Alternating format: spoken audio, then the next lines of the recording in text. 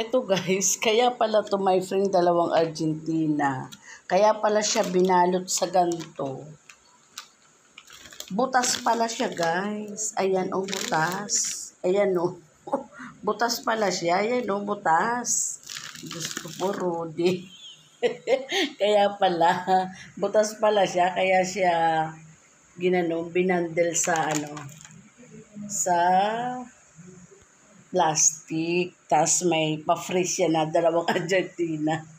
Diyos ko po, Rudy. Ito siya, guys. Pinuluputan ko na lang siya ng lastik. Para, guys, hindi matapon ba. Binalik ko rin siya sa kanyang plastic na pinagbalutan.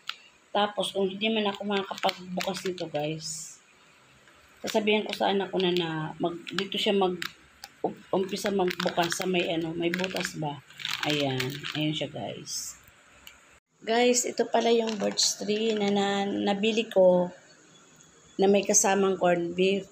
Ang ginawa ko guys, kasi sabi pala ng anak ko, sabi niya, papalitan mo yan ma. Kasi mamaya, hindi natin alam kung ano nakabutas niyan.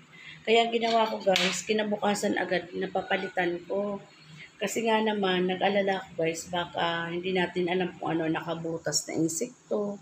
Nakakatakot. Kaya ang ginawa ko guys, pinapalitan ko kinabukasan, napalitan naman agad guys.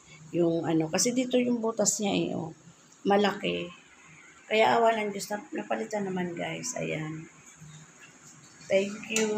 At napalitan yung aking birch tree.